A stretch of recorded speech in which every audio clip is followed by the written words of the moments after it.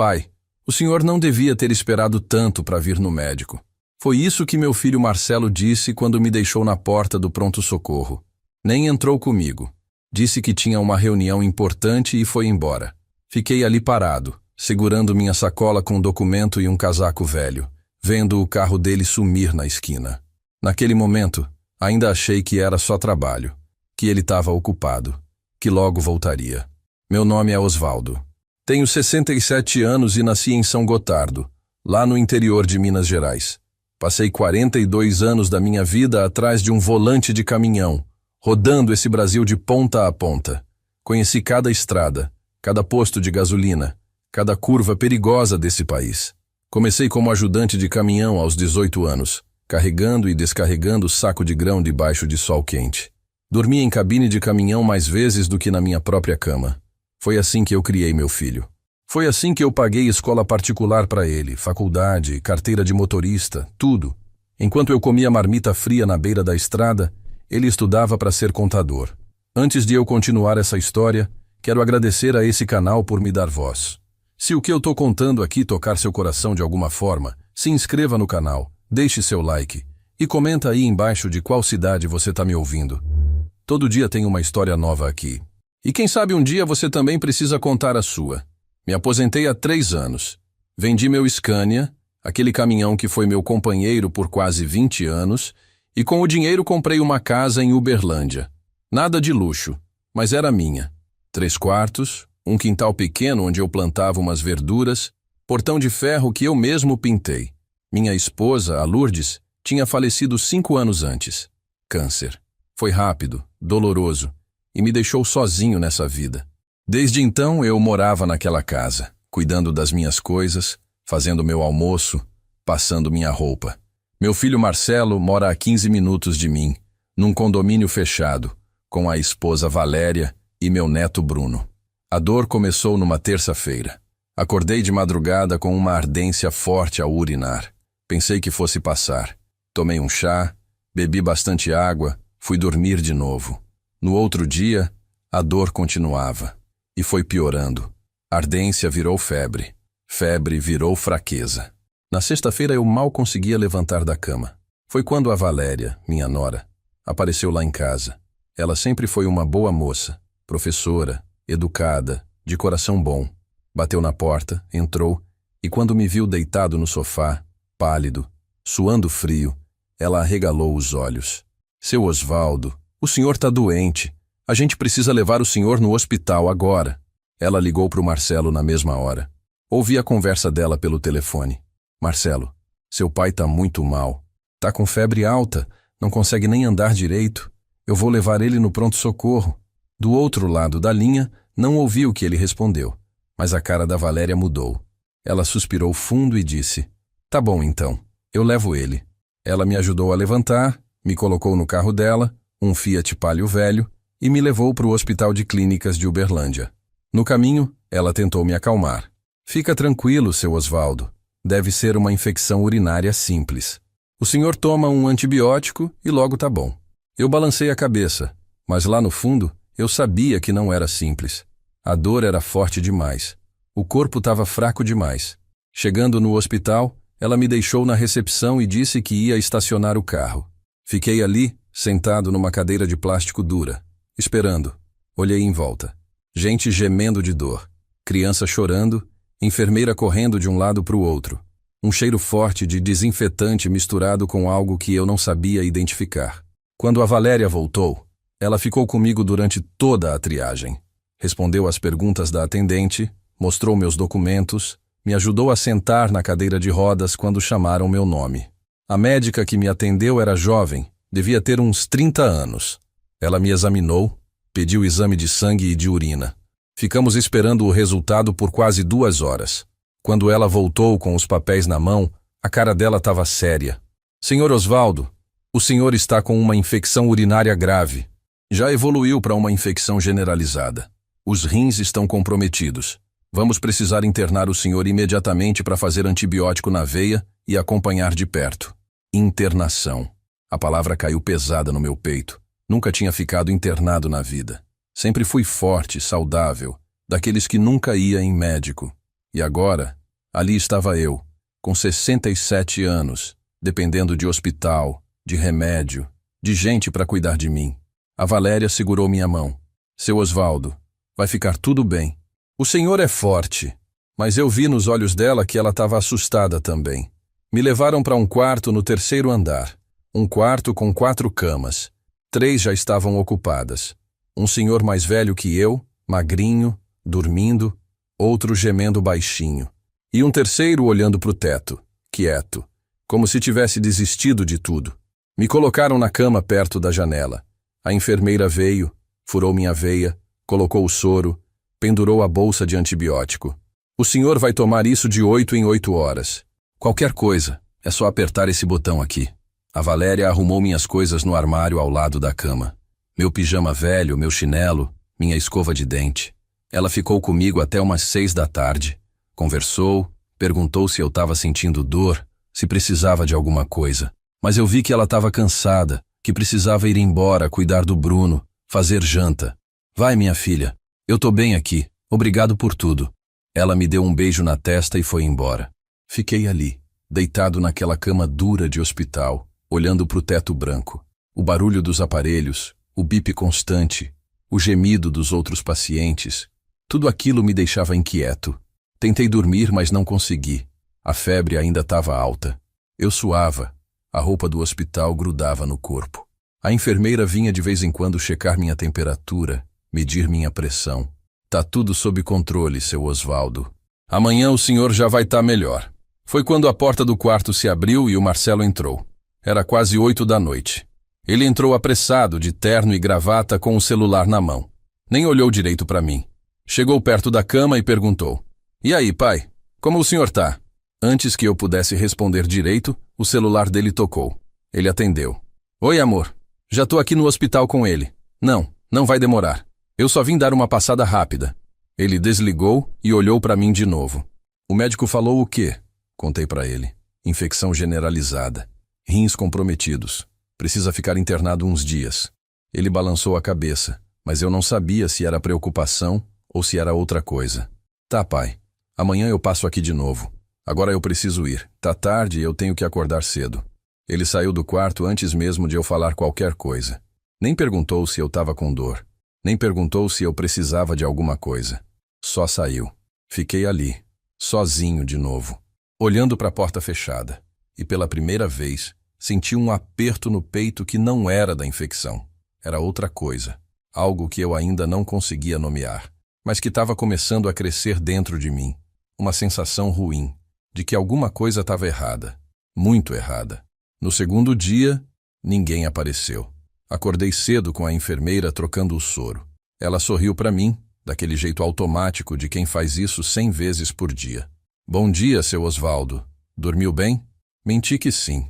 A verdade é que tinha passado a noite inteira acordado, sentindo a febre subir e descer, ouvindo o gemido do senhor da cama ao lado, pensando na cara do Marcelo quando saiu correndo do quarto na noite anterior. Tentei me convencer de que era normal. Ele tinha trabalho, tinha compromissos, tinha a vida dele, mas aquele aperto no peito não passava. Tomei café da manhã. Um pão seco, um café fraco, uma banana pequena. A comida de hospital tem gosto de nada, mas eu comi mesmo assim. Sempre fui de limpar o prato. Nunca desperdicei comida na vida. Depois fiquei ali, deitado, olhando pela janela. Dava para ver o estacionamento lá embaixo, os carros entrando e saindo, gente chegando para visitar os parentes internados. Cada vez que via um carro parecido com o do Marcelo, meu coração acelerava um pouco. Mas não era ele. Nunca era ele. A Valéria apareceu no meio da tarde. Chegou com uma sacola de frutas, maçã, banana, uva. Ela sempre foi cuidadosa assim. "Seu Osvaldo, trouxe umas frutas para o senhor. O médico passou aqui?" Contei para ela que sim, que o médico tinha dito que a infecção ainda estava forte, que eu precisava continuar com o antibiótico, que ia demorar uns dias para melhorar. Ela balançou a cabeça preocupada e ficou ali comigo por quase 1 hora. Me fez companhia, conversou sobre o Bruno, sobre a escola, sobre coisas do dia a dia. Mas eu percebi que ela estava evitando falar do Marcelo. E eu não perguntei. Talvez porque já soubesse a resposta. Quando ela foi embora, perguntei: tentando parecer casual. O Marcelo não vem hoje? Ela desviou o olhar. Ah, seu Osvaldo. Ele tá atolado de trabalho no escritório. Fechamento de balanço de fim de mês, sabe como é. Mas ele mandou um beijo pro senhor. Eu sabia que era mentira. Conhecia aquele olhar dela. O mesmo olhar que ela tinha quando mentia pro Bruno, dizendo que o presente de Natal tinha sido caro, quando na verdade tinha vindo do camelô. Mas eu não falei nada. Apenas balancei a cabeça e agradeci pelas frutas. A noite caiu devagar. O quarto ficou mais silencioso. O senhor magrinho da cama ao lado tinha recebido alta durante o dia. Levaram ele embora e a cama ficou vazia, esperando o próximo paciente. Eu ficava olhando para aquela cama vazia e pensando, pelo menos ele tem para onde ir. Pelo menos tem alguém esperando ele em casa. O outro senhor, o que gemia, recebeu visita da filha. Uma moça nova, bonita, que chegou com flores e chocolate. Ficou lá, segurando a mão do pai, chorando baixinho, dizendo que ele ia ficar bom, que logo ia para casa. E eu ali, sozinho, sem flores, sem chocolate, sem ninguém segurando minha mão. Foi nessa noite que a febre voltou com força. Comecei a tremer na cama, suor frio escorrendo pelo corpo. A enfermeira veio correndo quando o alarme do monitor disparou. Seu Osvaldo, o senhor tá queimando! Ela chamou a médica de plantão, uma doutora diferente da que tinha me atendido antes. Ela me examinou, pediu novos exames, aumentou a dose do antibiótico. A infecção tá resistente. Vamos precisar trocar o medicamento. O senhor precisa descansar, tá ouvindo? Precisa deixar o corpo reagir. Mas como eu ia descansar? Como que eu ia ficar tranquilo quando meu próprio filho não aparecia para ver se eu estava vivo ou morto? Passei mais uma noite em claro, tremendo de febre, sentindo meu corpo fraco, sentindo que estava piorando em vez de melhorar. E pensando em tudo que eu tinha feito por aquele menino, tudo que eu tinha dado, tudo que eu tinha sacrificado. No terceiro dia, o Bruno apareceu. Meu neto, 16 anos, alto, magro, com aquele jeito tímido dele. Entrou no quarto meio sem jeito, com as mãos nos bolsos da calça jeans. Oi, vô. A voz dele era baixa, quase um sussurro. Mas quando ele chegou perto da cama e viu o estado que eu tava, os olhos dele encheram de lágrima. Vô, o senhor tá muito magrinho. O senhor tá bem? Tentei sorrir. Tô sim, meu filho. É só uma infecçãozinha. Logo eu tô em casa de novo. Mas a gente sabe quando tá mentindo pra alguém que a gente ama. E ele sabia que eu tava mentindo. Ele puxou a cadeira e sentou do meu lado. Ficou ali, quieto, só olhando pra mim. Depois de um tempo ele perguntou: meu pai não veio te ver? A pergunta doeu mais do que a febre, mais do que a dor nos rins, mais do que qualquer coisa. Não, meu filho, ele tá ocupado com o trabalho. O Bruno franziu a testa. Mas vô, faz 3 dias que o senhor tá aqui. Ele não tem nem meia hora para vir ver o senhor? Não soube o que responder. Fiquei quieto, olhando pro teto, sentindo aquele aperto na garganta que vem antes do choro. Mas eu não ia chorar, não na frente do meu neto. O Bruno ficou comigo quase 2 horas. Me contou sobre a escola, sobre os amigos, sobre um jogo de futebol que ele tinha jogado no final de semana. Tentou me distrair, me fazer rir, me tirar daquele lugar escuro onde minha cabeça estava indo. Quando ele foi embora, segurou minha mão e disse: vô, eu vou voltar amanhã. O senhor não vai ficar sozinho, tá ouvindo? E saiu dali com a mochila nas costas, andando devagar pelo corredor, olhando para trás uma última vez antes de virar a esquina. Fiquei ali, olhando para a porta vazia. E foi nesse momento que a ficha começou a cair, que eu comecei a entender que talvez o Marcelo não tivesse ocupado com trabalho, que talvez ele simplesmente não quisesse estar ali, que talvez para ele eu já não valia mais nada. Um velho doente, dando despesa, ocupando espaço, um peso que ele não queria carregar. Na madrugada do 4º dia, meu quadro piorou de vez. A febre disparou. Comecei a ter calafrios violentos, tremedeira que sacudia a cama inteira. Minha pressão caiu. Eu sentia o corpo desligando, pedaço por pedaço. A enfermeira entrou correndo no quarto, acompanhada de 2 técnicos. Eles me cercaram, checando os aparelhos, aplicando medicação direto na veia. Ouvi a enfermeira falando rápido no rádio. Paciente Osvaldo, leito 304, apresentando choque séptico. Preciso de médico aqui agora. Choque séptico. Eu não sabia direito o que era. mas pelo tom de voz deles, eu sabia que era grave. A médica chegou correndo, ainda amarrando o jaleco. Ela me examinou, deu ordens para os enfermeiros e então olhou para mim com aquela cara que médico faz quando a coisa tá feia. Seu Osvaldo, a infecção se espalhou. Vamos precisar transferir o senhor para UTI. O senhor vai receber um tratamento mais intensivo lá, entendeu? UTI. Unidade de Terapia Intensiva. O lugar onde vão os pacientes que estão morrendo, ou lutando para não morrer. Eu balancei a cabeça, mas não saí palavra nenhuma. Não tinha força nem para falar. Eles me prepararam rápido, desligaram os aparelhos da parede, colocaram tudo numa maca com rodinhas. Me levaram pelo corredor, passando por gente de jaleco branco, passando por portas de outros quartos, passando por um mundo que estava ficando cada vez mais embaçado na minha visão. Quando entrei na UTI, o impacto foi forte. Aquele lugar era outra realidade. Luzes fortes, barulho constante de máquinas, gente em estado crítico em cada cama. Me colocaram num leito no canto, cercado de aparelhos. Enfiaram tubos em mim, conectaram fios, colocaram máscara de oxigênio. E foi ali, naquele momento, que eu senti medo de verdade. Medo de morrer. Medo de morrer sozinho. Medo de que meu filho nunca mais aparecesse. E de que talvez ele nem ligasse se eu morresse. A enfermeira da UTI, uma mulher mais velha, de cabelo grisalho, veio até mim e segurou minha mão. Seu Osvaldo, o senhor precisa lutar. Tá ouvindo? Precisa ser forte. Sua família já foi avisada que o senhor tá aqui. Família. Será que ele viria? Será que agora, sabendo que eu tava na UTI e que a coisa tava séria, ele finalmente apareceria? Esperei. Esperei o dia inteiro. Na UTI as visitas são controladas. Só podem entrar em horários específicos e só parentes próximos. Às 14 horas, horário de visita, a porta de vidro se abriu. Eu virei a cabeça, o coração acelerando, esperando ver o Marcelo, mas era a Valéria. Só ela. Ela entrou devagar, os olhos vermelhos de chorar, e veio até minha cama. Seu Osvaldo. A voz dela falhou. Ela segurou minha mão e chorou. Chorou muito. Mas eu não perguntei onde estava o Marcelo, porque eu já sabia a resposta. E foi ali, deitado naquela cama de UTI, cercado de máquinas que mantinham meu corpo funcionando, que eu comecei a entender. Que eu comecei a ver quem meu filho realmente era e o que ele estava planejando. Senhor Osvaldo, o senhor tem certeza que seu filho sabe que o senhor está aqui? A pergunta da enfermeira me pegou desprevenido. Era o 5º dia na UTI. Meu quadro tinha estabilizado um pouco, a febre tinha baixado, mas eu ainda estava fraco, muito fraco. Olhei para ela sem entender. Como assim? Ela trocou o soro, evitando meu olhar. É que a gente ligou para o número de emergência que está na sua ficha. 3 vezes. Ninguém atende. E ninguém veio te visitar desde anteontem. O estômago revirou. Mas minha nora veio. A Valéria. A enfermeira balançou a cabeça.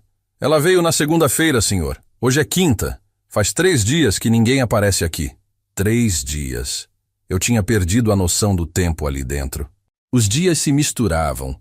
As noites se arrastavam. Tudo era uma névoa de remédio, dor e solidão. Mas 3 dias sem ninguém? Nem a Valéria, nem o Bruno? Deve ter algum engano, eu disse. Mas a voz saiu fraca. A enfermeira sorriu com pena e saiu. Fiquei ali, olhando para o teto, tentando entender. Será que tinham desistido de mim? Será que achavam que eu já estava morto mesmo? O pensamento era absurdo, mas não conseguia tirar da cabeça. Passei o resto do dia inquieto, observando cada pessoa que entrava na UTI, esperando que fosse alguém da minha família. Mas não era. Nunca era. À noite, ouvi uma conversa que não era para eu ouvir. A cortina em volta da minha cama estava meio aberta, e 2 técnicas de enfermagem estavam do outro lado, achando que eu estava dormindo. Você viu o caso do leito 7? Uma delas sussurrou. Qual? Aquele senhor, o Osvaldo. Ninguém vem visitar ele. A assistente social tentou ligar para o filho dele de novo hoje. Quando conseguiu falar, o cara foi super grosso. Disse que não podia ir, que estava ocupado, que ia mandar alguém depois. Mas nunca manda. A outra bufou. Tem cada filho por aí, viu? O coitado do velho deve ter dado tudo por esse homem. Eu fechei os olhos com força. Fingi que estava dormindo. Mas cada palavra daquela conversa era uma paulada. Grosso. Ocupado. Nunca manda ninguém. Era isso que eu tinha virado. Um peso. Um incômodo que ele não queria lidar. Senti a raiva subindo, fervendo no peito. Mas junto com a raiva veio o cansaço. Um cansaço profundo, de quem lutou a vida inteira e não aguenta mais. No 6º dia, algo mudou. Eu acordei no meio da tarde com vozes exaltadas perto do posto de enfermagem. Não conseguia ver direito dali, mas dava para ouvir. Uma mulher chorando. Era a Valéria. Eu preciso ver ele. Por favor, deixe eu entrar. Uma enfermeira respondeu firme. Senhora, ainda não é horário de visita. A senhora precisa esperar. Mas eu preciso falar com ele agora. É urgente. Meu coração disparou. Urgente? O que tinha acontecido? Será que o Marcelo tinha morrido? Será que tinha acontecido alguma coisa com o Bruno? A porta da UTI se abriu e a Valéria entrou correndo. Os olhos vermelhos, o cabelo bagunçado. Ela veio direto até minha cama e segurou minha mão com força. Seu Osvaldo. Seu Osvaldo, eu não sabia. Eu juro que eu não sabia. Não sabia o quê? Minha voz saiu rouca, assustada. Ela soluçou. O Marcelo, ele tá dizendo para todo mundo que o senhor tá morrendo, que os médicos disseram que não tem mais jeito, que é questão de dias. O mundo parou. O barulho dos aparelhos sumiu. Tudo ficou em silêncio, exceto o som do meu coração batendo descompassado. Que você tá dizendo? Ele ligou para os parentes, para os vizinhos, para os amigos, dizendo que o senhor tá em estado terminal, que não tá recebendo visita porque tá inconsciente. Eu só descobri porque a dona Maria, sua vizinha, foi lá em casa levar um prato de comida pra gente. Ela disse que estava rezando pelo senhor, que era uma pena, que o senhor era um homem tão bom. A voz dela falhou. Eu fiquei sem entender.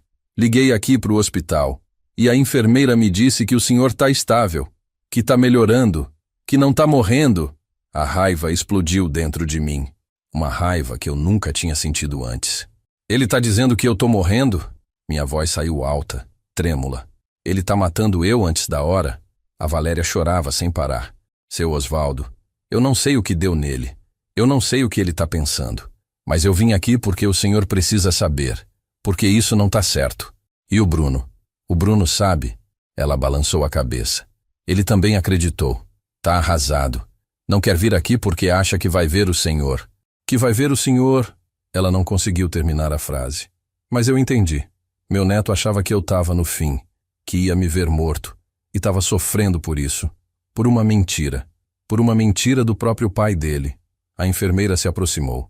Senhor Osvaldo, o senhor precisa se acalmar. A pressão do senhor subiu. Mas como que eu ia me acalmar? Como que eu ia ficar quieto sabendo que meu próprio filho estava espalhando que eu estava morrendo? E por quê? Qual era o propósito disso?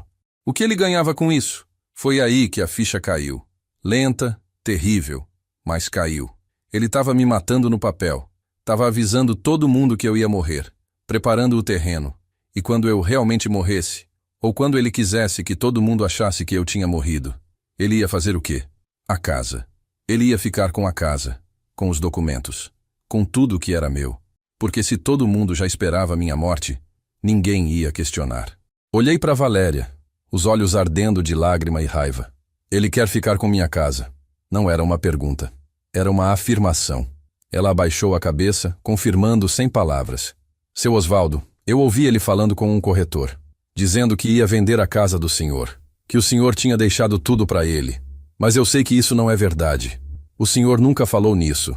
Nunca tinha falado porque eu sempre achei que tinha tempo. Que ia fazer um testamento direito, que ia deixar tudo organizado. Mas eu nunca imaginei que meu próprio filho ia me apunhalar pelas costas assim, que ia me matar em vida, que ia tirar de mim tudo que eu tinha antes mesmo de eu fechar os olhos pela última vez. Valéria, escuta aqui. Minha voz saiu firme, apesar da fraqueza do corpo. Você vai fazer uma coisa para mim. Você vai na minha casa. Debaixo do colchão da minha cama tem um envelope pardo. Dentro tem a escritura da casa, meus documentos, tudo. Você pega esse envelope e guarda com você. Não deixa ele botar a mão nisso. Você me entendeu? Ela assentiu, ainda chorando. Eu vou, seu Osvaldo. Eu vou agora mesmo. E traz o Bruno aqui. Traz meu neto. Ele precisa ver que eu tô vivo, que eu não tô morrendo. Ela prometeu que ia. Apertou minha mão mais uma vez e saiu correndo da UTI. Fiquei ali, sozinho de novo, mas dessa vez diferente. Dessa vez, com uma certeza. Meu filho não era mais meu filho. Era um estranho perigoso. Um estranho que estava disposto a me destruir para ficar com o que era meu. E se dependesse de mim, ele não ia conseguir. A noite chegou pesada. Não consegui dormir. Ficava pensando em cada detalhe, em cada mentira que ele devia ter contado, em cada pessoa que devia estar acreditando que eu estava nas últimas. Será que ele já tinha chorado por mim? Será que tinha feito cara de filho sofrido? De filho que ia sentir saudade? Tudo teatro. Tudo mentira. Tudo para ficar com uma casa que eu comprei com o suor do meu rosto. Mas ele não sabia de uma coisa. Eu ainda estava vivo. E enquanto eu tivesse um pingo de força, eu ia lutar. Não por mim, mas pela verdade, pela justiça. Porque homem que faz isso com o próprio pai não merece ficar impune. Não merece dormir em paz. Não merece nada. E eu ia fazer questão que ele soubesse disso. Pessoalmente. Vô, o senhor tá vivo. A voz do Bruno quebrou no meio da frase. Ele entrou na UTI no dia seguinte, no horário da tarde, e quando me viu ali, acordado, olhando para ele, desabou. Chorou igual criança. Veio correndo até a cama, segurou minha mão com as 2 mãos dele e chorou. Chorou muito. E eu, que tinha prometido para mim mesmo que ia ser forte, que não ia me emocionar, também chorei. Porque ali estava meu neto, o único que se importava de verdade. Eu achei que tinha perdido o senhor, vô. Ele enxugou o rosto com a manga da camisa, mas as lágrimas continuavam caindo. Meu pai disse que o senhor não ia aguentar, que era questão de horas. A voz dele sumiu de novo. Apertei a mão dele com a pouca força que eu tinha. Eu tô aqui, meu filho. Tô vivo. E vou continuar vivo. Ele se sentou na cadeira ao lado da cama, ainda segurando minha mão, como se tivesse medo de eu sumir se ele soltasse. Vô, eu não entendo. Por que meu pai mentiu? Por que ele fez isso? Olhei para o teto, tentando encontrar as palavras certas.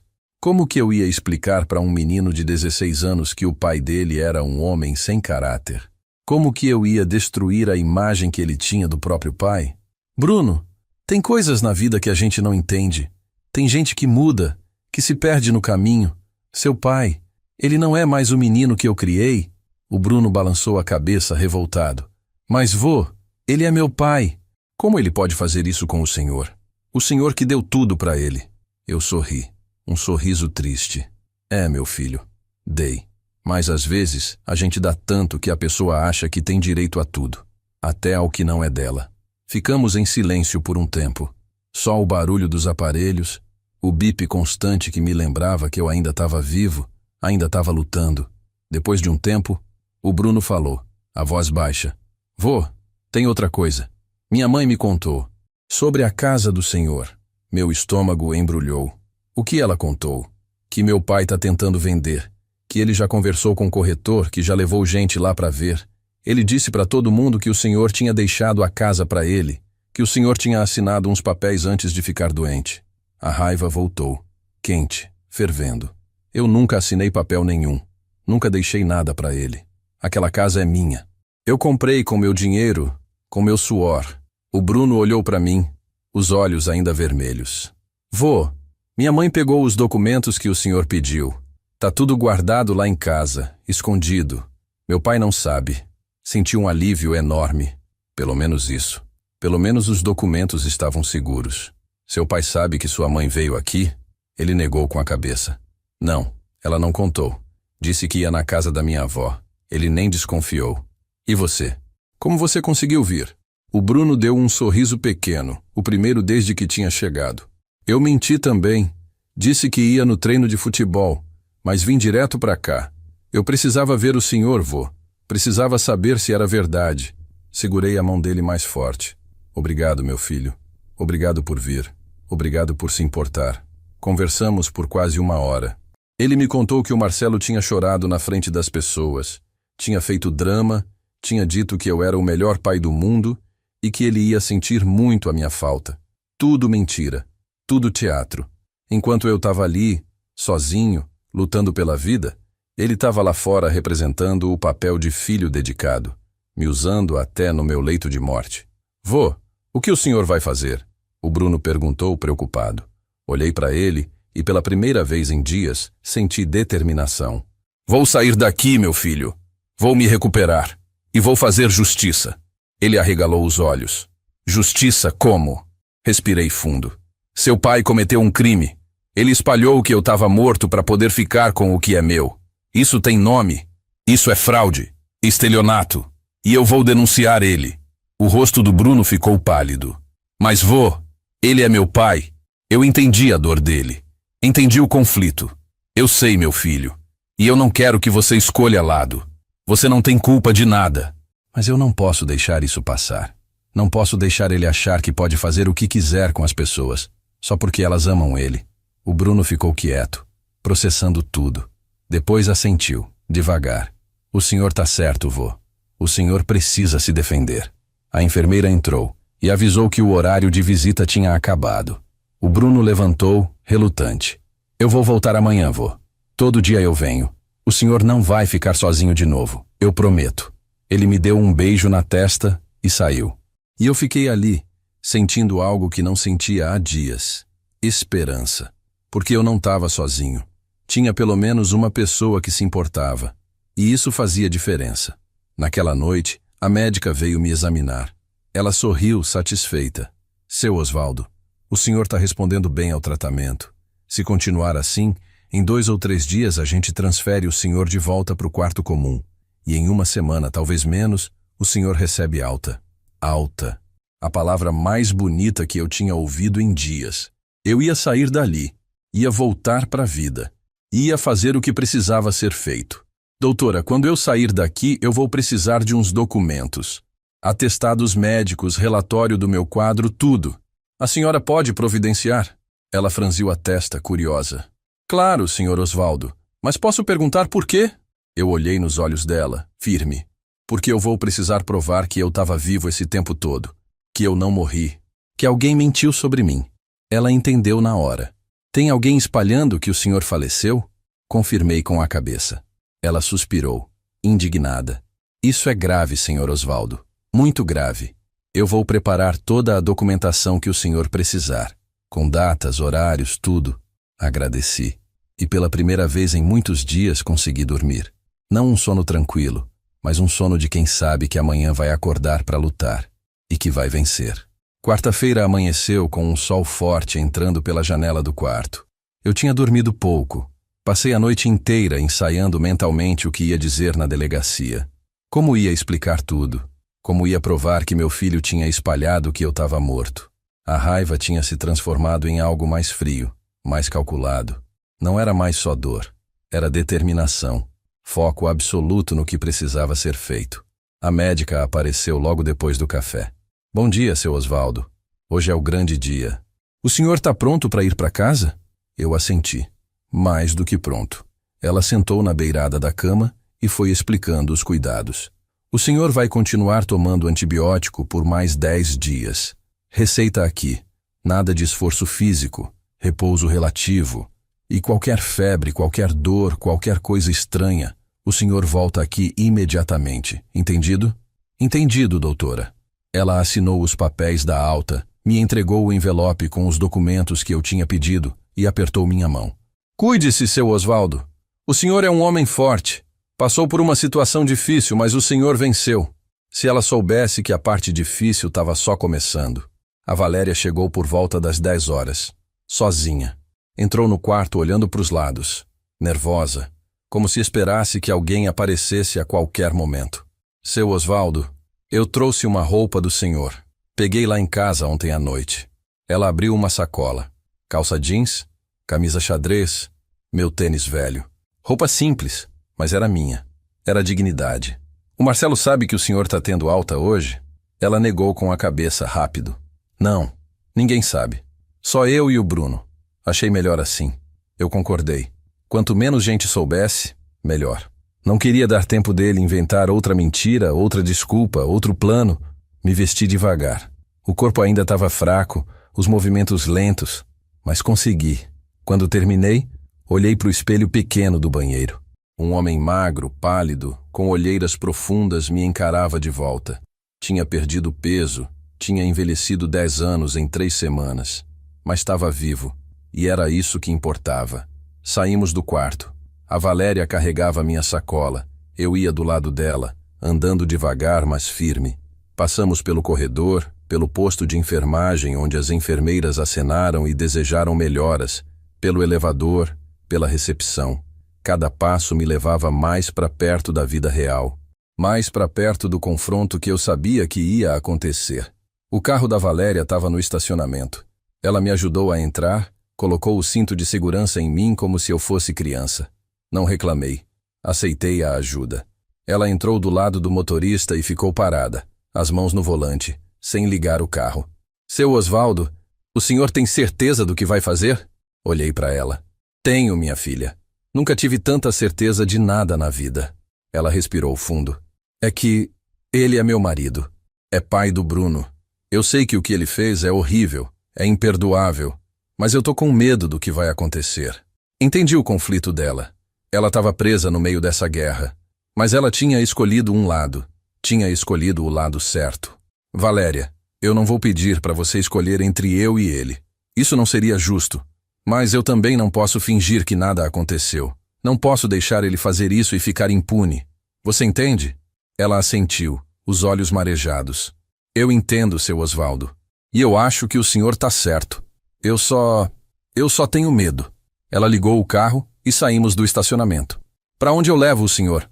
A pergunta que eu esperava. Me leva na delegacia central de Uberlândia. Ela me olhou de relance, assustada. Agora? O senhor não quer descansar primeiro? Ir para casa, tomar um banho, comer alguma coisa? Eu balancei a cabeça. Não. Quanto mais eu esperar, mais tempo ele tem para fazer alguma coisa. Precisa ser agora. O caminho até a delegacia foi silencioso. Eu olhava pela janela, vendo a cidade passar. As ruas que eu conhecia, os lugares onde eu tinha andado durante anos, tudo parecia diferente agora. Como se eu tivesse morrido e voltado. Como se fosse um fantasma visitando a própria vida. Quando chegamos na delegacia, meu coração acelerou. Era um prédio grande, com movimento de gente entrando e saindo. Policiais, pessoas fazendo denúncia, advogados. A Valéria estacionou e desligou o carro. Seu Osvaldo, o senhor quer que eu entre com o senhor? Pensei um pouco. Não, é melhor você não se envolver mais do que já tá. Eu vou sozinho. Ela segurou minha mão. O senhor é um homem corajoso. Eu espero aqui. Desci do carro. As pernas bambas, o coração disparado, mas a cabeça firme. Subi os degraus da delegacia, empurrei a porta de vidro, entrei. O ar-condicionado gelado me atingiu. Fui até o balcão de atendimento. Uma mulher de uniforme olhou para mim. Bom dia. O senhor precisa de ajuda? Preciso fazer uma denúncia. Minha voz saiu rouca, mas firme.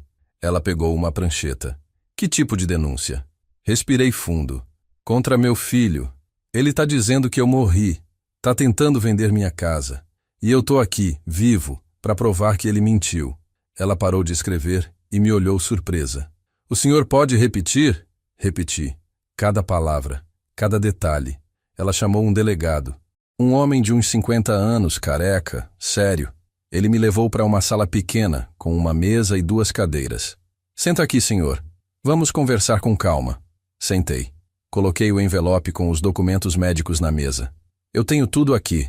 Relatório do hospital, atestados, tudo provando que eu estava internado, vivo, enquanto meu filho dizia que eu tinha morrido. O delegado abriu o envelope, começou a ler.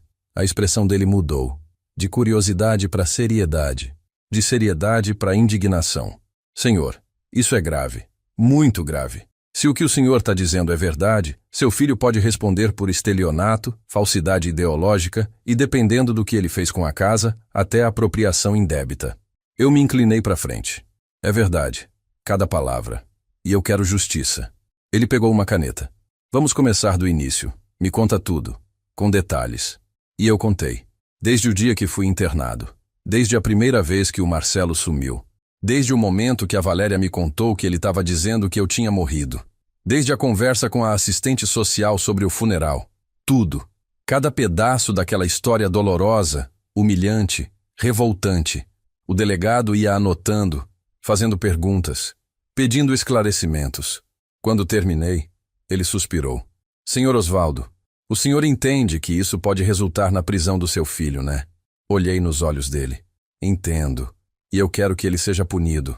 Não porque eu quero vingança, mas porque o que ele fez é crime. E crime não pode ficar impune. Ele assentiu. Vou abrir um inquérito. Vou pedir para a polícia investigar.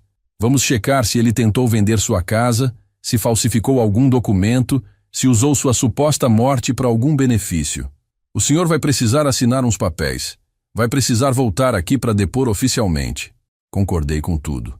Passei quase 2 horas naquela delegacia, assinando papéis, dando depoimento, respondendo perguntas. Quando saí, estava exausto. O corpo doía, a cabeça latejava, mas havia uma sensação de alívio, de dever cumprido. Tinha dado o primeiro passo. O resto agora era com a justiça. A Valéria estava esperando no carro. Quando me viu, saiu correndo. E aí? O que aconteceu?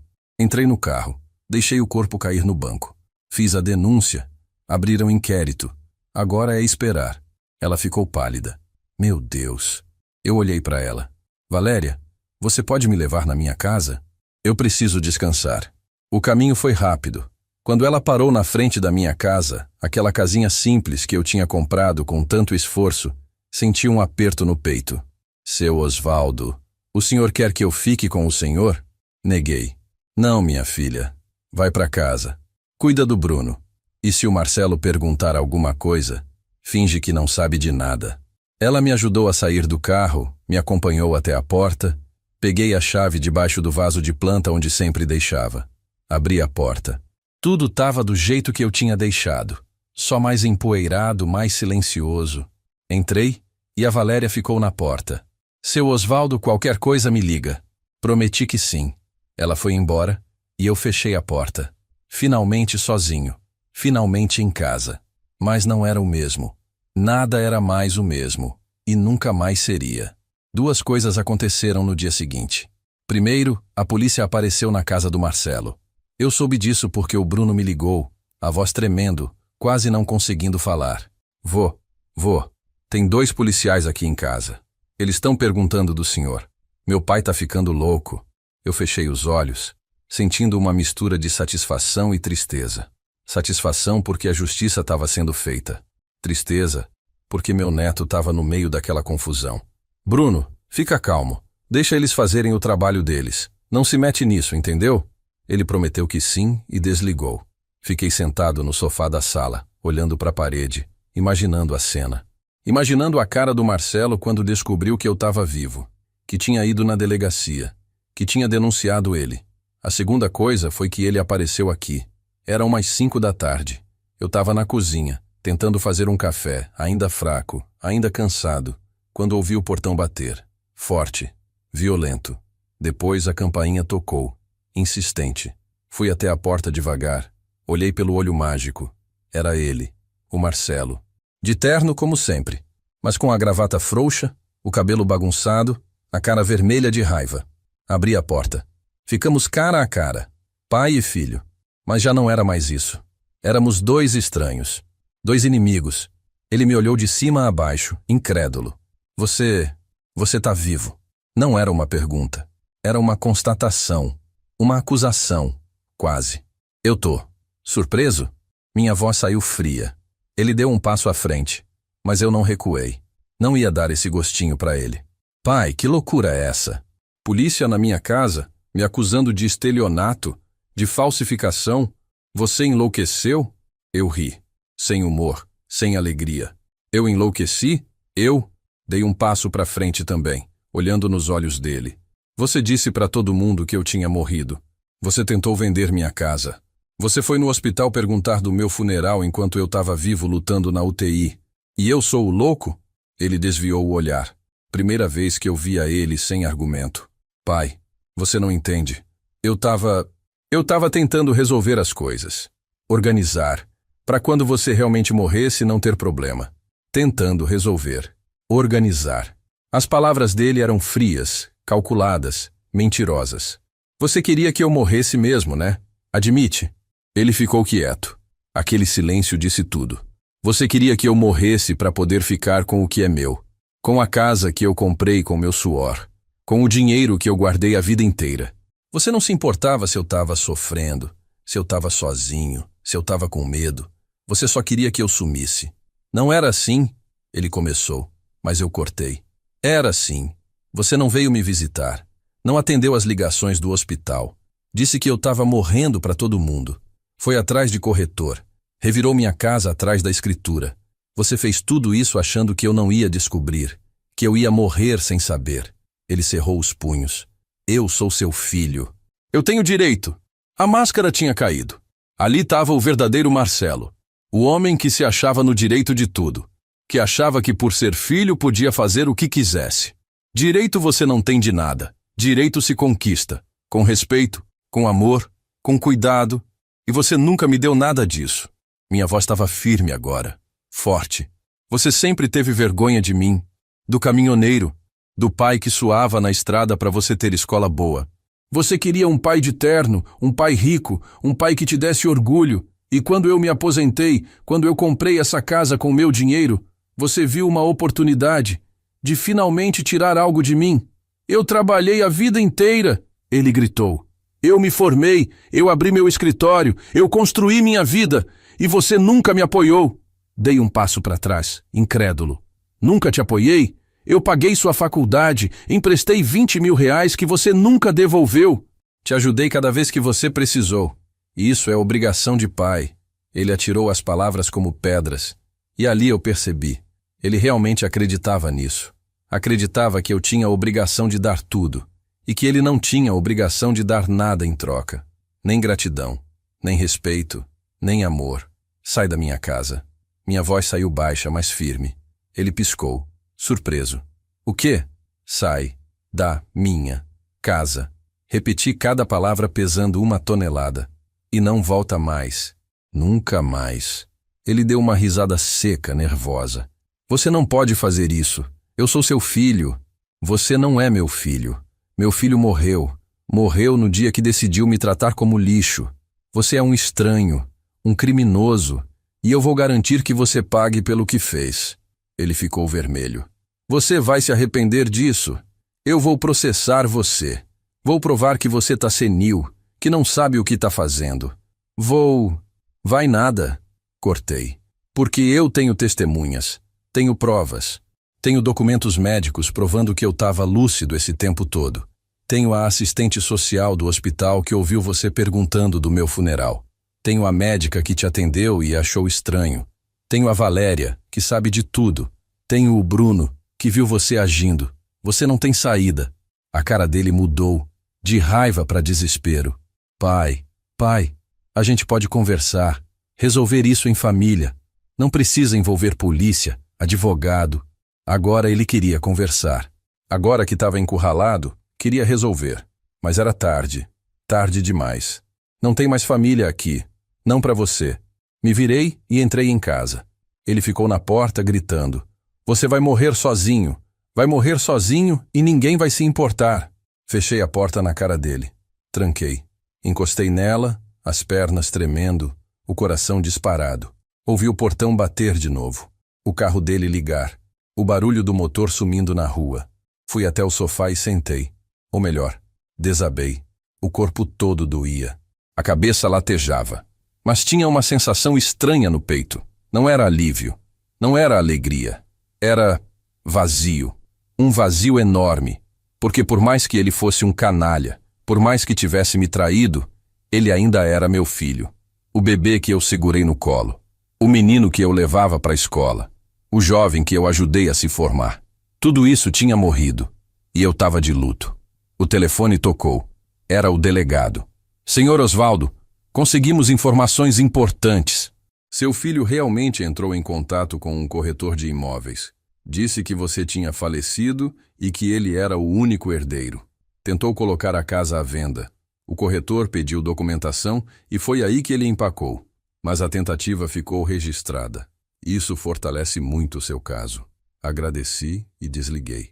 Então era verdade. Tudo confirmado. Ele tinha mesmo tentado vender. Tinha mesmo mentido. Não era paranoia minha.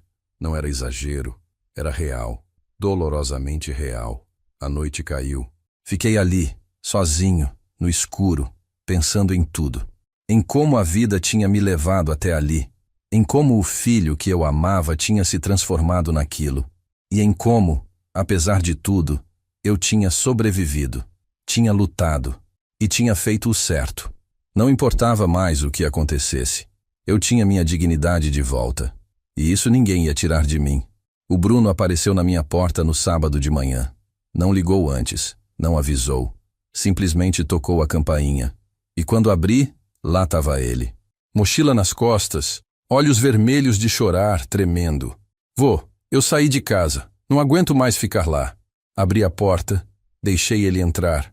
Ele jogou a mochila no chão e desabou no sofá. Chorou muito. E eu sentei do lado dele, passei a mão nas costas dele, tentando acalmar. O que aconteceu, meu filho? Ele enxugou o rosto com a manga da camisa. Meu pai e minha mãe estão brigando sem parar. Ela falou que vai pedir divórcio, que não aguenta mais as mentiras dele, que o que ele fez com o senhor foi a gota d'água. E ele culpa o senhor por tudo. Diz que o senhor destruiu a família dele. Fechei os olhos. Claro que ele ia fazer isso. Claro que ia se fazer de vítima.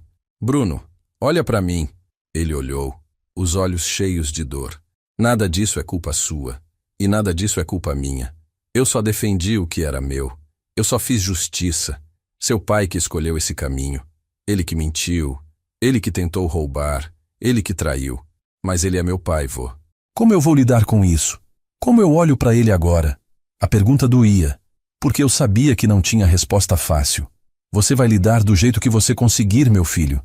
Não vou te pedir para odiar ele. Ele é seu pai, e isso nunca vai mudar. Mas você também não precisa aceitar o que ele fez.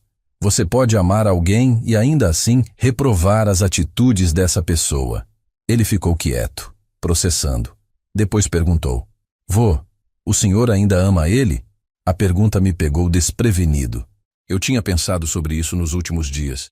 Tinha revirado essa questão na cabeça durante as noites de insônia.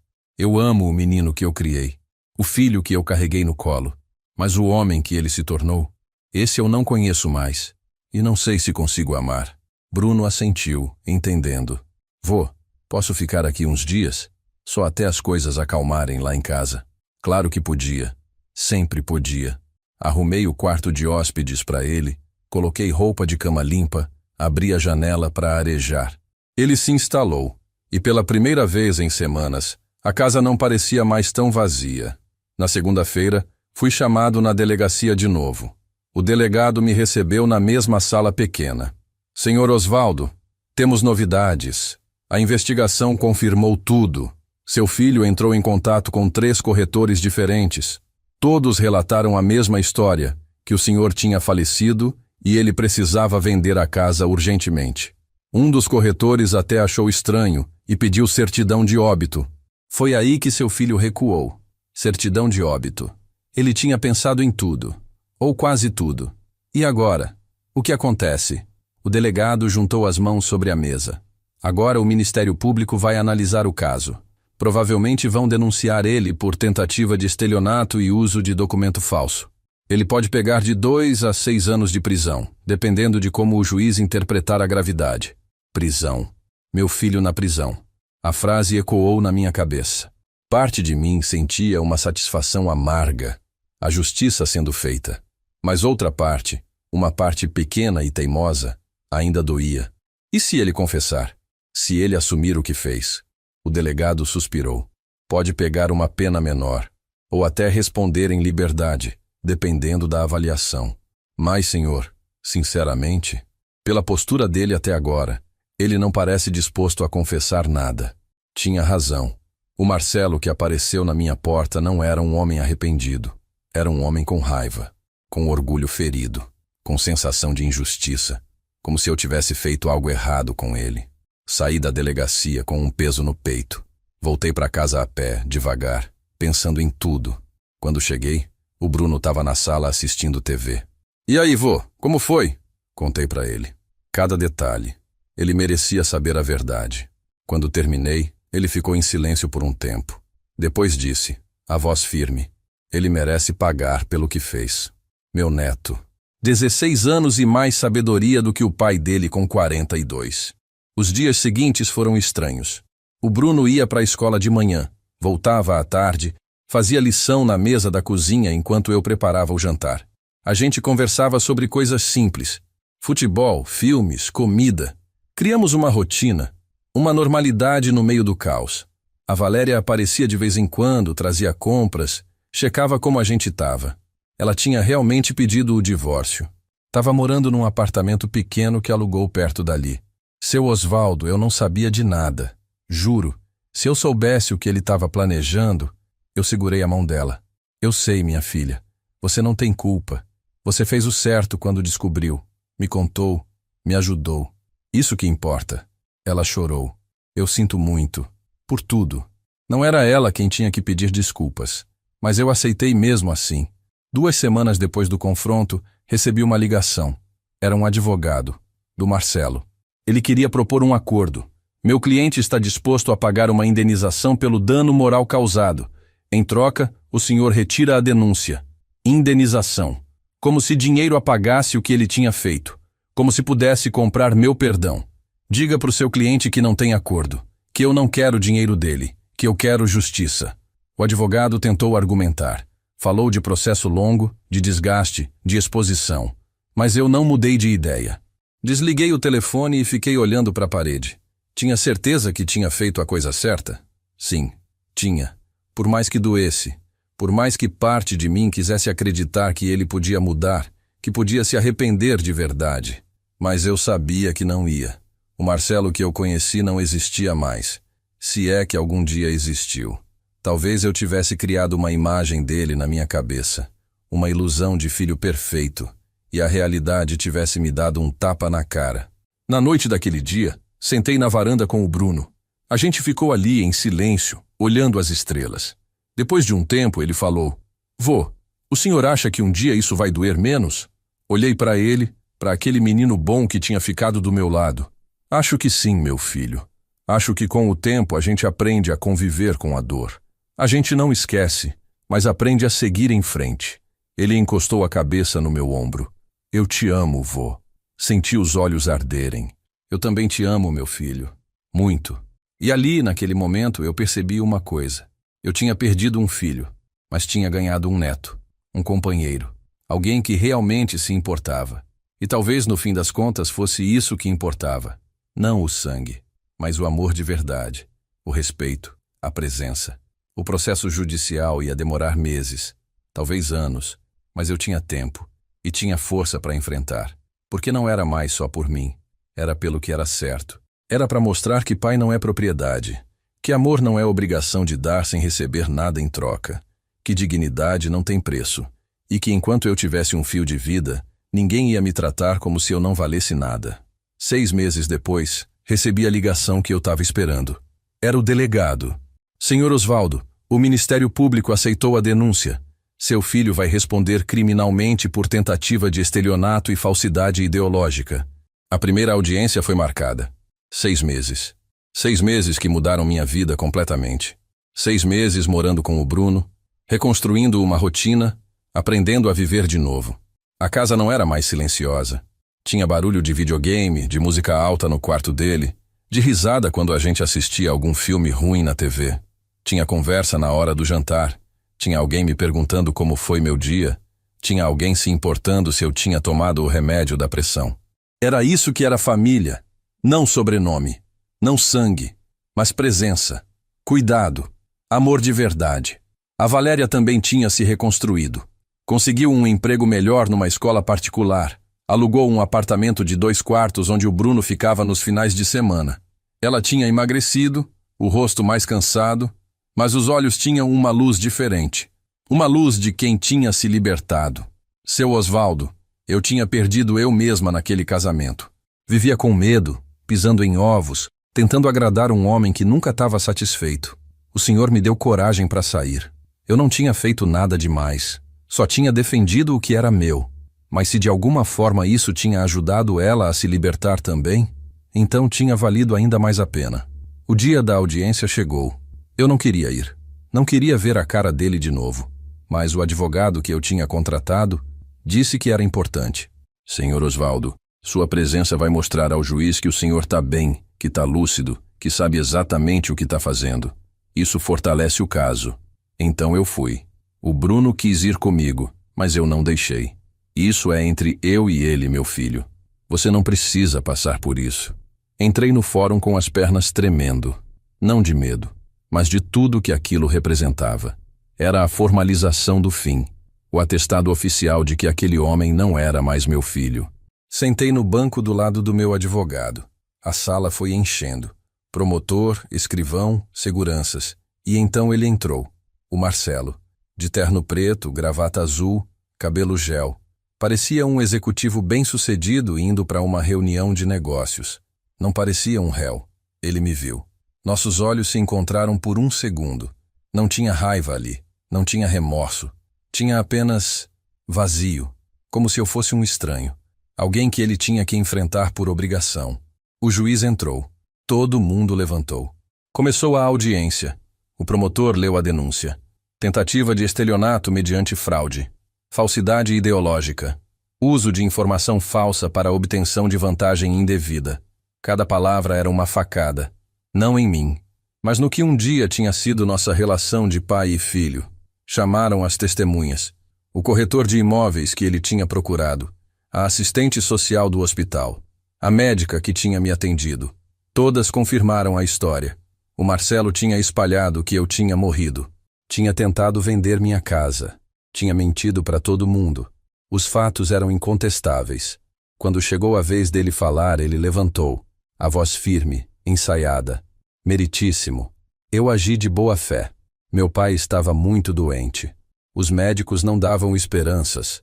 Eu tentei apenas organizar as coisas para quando o inevitável acontecesse. Não houve má fé. Não houve intenção de prejudicar. Foi um mal-entendido. Mal-entendido. Ele tinha transformado tudo num mal-entendido. O juiz olhou para mim. Senhor Osvaldo, o senhor gostaria de se manifestar?